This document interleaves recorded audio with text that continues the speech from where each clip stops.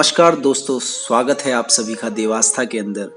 और आज हम आपके सामने प्रस्तुत करने जा रहे हैं कहानी हारे की सहारे की। जी हाँ, ये कहानी है श्री खाटू श्याम जी की। तो जैसा कि आप सभी लोग जानते हैं, खाटू श्याम जी को भगवान श्री कृष्ण के कलयुगी अवतार के रूप में जाना जाता है। हिंदू धर्म के अनुसार खाटू श्याम जी ने द्वापर युग में श्री कृष्ण से वरदान प्राप्त किया था कि वे कलयुग में उनके श्याम नाम से पूजे जाएंगे।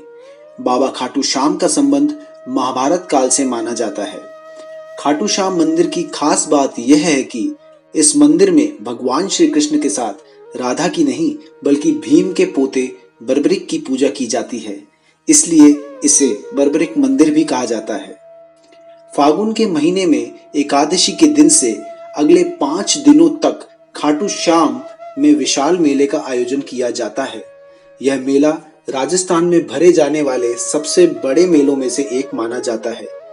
उस समय श्रद्धालु अपनी मनवांछित इच्छा पूर्ति के लिए खाटू श्याम बाबा के दर्शन के लिए आते हैं। खाटू श्याम जी को पूरी दुनिया में शीश के दानी, कलयुग के देव, श्याम सरकार, खाटू नरेश व अन्य अनगिनत नामों से जाना जाता है। तो चलिए जानते हैं बर्बरिक के खाटू श्याम जी बनने की कहानी। लाक्षागृह की घटना से प्राण बचाकर पांडव जब वन में भटक रहे थे, तब उनकी मुलाकात हिडिंबा नाम की राक्षसी से हुई। यह भीम को पति रूप में प्राप्त करना चाहती थी। तब भीम ने माता कुंती की आज्ञा प्राप्त कर हिडिंबा से विवाह किया, जिससे घटोत्कच का जन्म हुआ। घटोत्कच का विवाह नाग कन्या अहिलावती से हुआ। घटोत्कच अहिलावती के पुत्र हुए बर्बरिक, जो अपने पिता से भी अधिक शक्तिशाली थे। युद्ध की अद्भुत कला उन्होंने अपनी माता से सीखी। इसके बाद बर्बरिक ने भगवान शिव की कठोर तपस्या की और भोलेनाथ ने उन्हें प्रसन्न होकर 3 अभेद बाण प्रदान किए, जिससे तीनों लोकों को जीता जा सकता था। इन तीनों बाणों को चलाने के लिए एक विशेष धनुष की आवश्यकता थी, जिसके लिए बर्बरिक ने अग्निदेव की तपस्या की। जिससे प्रसन्न हो अग्निदेव ने उन्हें वह अद्भुत धनुष प्रदान किया, जो उन्हें तीनों लोकों में विजयी बनाने में समर्थ था।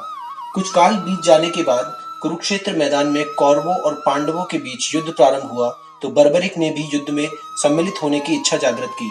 वह अपनी माँ के पास गए और युद्ध में जाने की इच्छा जागृत कर अपनी माँ से आज्ञा व आशीर्वाद मांगा। तो बर्बरिक की माँ ने उनसे कहा कि तुम युद्ध में चले जाओ, पर तुम्हें मुझे एक वचन देना होगा कि युद्ध में जो भी पक्ष तुम्हें हारता हुआ दिखेगा, तुम उस पक्ष का साथ दोगे। तब बर्बरिक ने अपनी माँ को वचन दिया कि वह जो भी पक्ष हार रहा होगा उसका साथ देंगे। फिर वह अपने प्रिय नीले घोड़े पर सवार हो शिव जी से प्राप्त तीनों बाणों और धनुष के साथ कुरुक्षेत्र की रणभूमि की ओर निकल पड़े। अब भगवान कृष्ण के लिए बड़ी समस्या हो गई, क्योंकि उस समय कौरव हार की तरफ जा रहे थे। तब श्री कृष्ण ने ब्राह्मण का वेश धारण कर बर्बरिक को रास्ते में ही रोक लिया और अनजान बनते हुए पूछा कि तुम कौन हो और कहां जा रहे हो। बर्बरिक ने कहा, मैं महाभारत के युद्ध में युद्ध लड़ने जा रहा हूँ। तब श्री कृष्ण ने कहा कि यह कोई बच्चों के खेलने की जगह नहीं है, और बर्बरिक की हंसी उड़ाने लगे। तब बर्बरिक ने कहा, देखो ये मेरे 3 बाण, इनमें से एक ही बाण शत्रु सेना को परास्त करने के लिए पर्याप्त है, और ऐसा करके बाण वापस सीधा मेरे तरकश में ही आएगा। यह जानकर भगवान श्री कृष्ण ने उन्हें चुनौती दी कि इस वृक्ष में सभी पत्तों को भेद कर दिखाओ। बर्बरिक ने तब अपनी तरकश में से एक बाण निकाला और ईश्वर को स्मरण कर बाण पेड़ के पत्तों की ओर चलाया। बाण ने क्षण भर में सभी पत्तों को भेद दिया और श्री कृष्ण के पैर के इर्द गिर्द चक्कर लगाने लगा, क्योंकि एक पत्ता उन्होंने अपने पैर के नीचे छिपा रखा था। बर्बरिक ने कहा कि आप अपना पैर को हटा लीजिए, अन्यथा ये बाण आपके पैरों को भी भेद देगा। तत्पश्चात श्री कृष्ण ने बर्बरिक से पूछा कि वो युद्ध में किस ओर से सम्मिलित होने जा रहे हैं। तब बर्बरिक ने अपनी माँ को दिए वचन के बारे में बताया।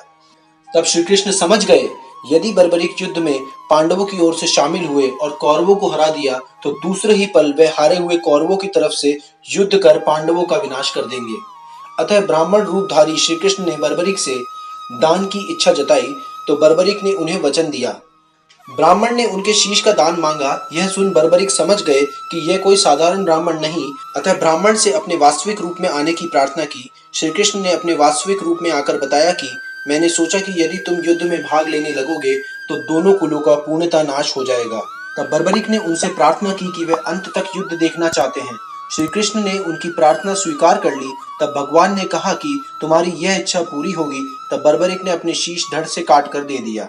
उनके शीश को युद्ध भूमि के समीप ही एक पहाड़ी पर सुशोभित किया गया, जहां से बर्बरिक संपूर्ण युद्ध का जायजा ले सकते थे।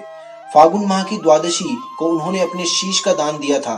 इस प्रकार वे शीश के दानी कहलाए। महाभारत युद्ध की समाप्ति पर पांडवों में आपसी विवाद होने लगा कि युद्ध का विजय का श्रेय किसे जाना चाहिए।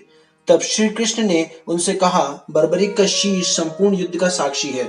सभी बर्बरिक के शीश के पास गए तो उन्होंने उत्तर दिया कि श्री कृष्ण ही युद्ध में विजय प्राप्त करने में सबसे अहम पात्र हैं। उन्हें युद्ध भूमि में सिर्फ उनका सुदर्शन चक्र घूमता दिखाई दे रहा था जो शत्रु सेना को काट रहा था। वह महाकाली दुर्गा श्री कृष्ण के आदेश से शत्रु सेना के रक्त से भरे प्याले का सेवन कर रही थी।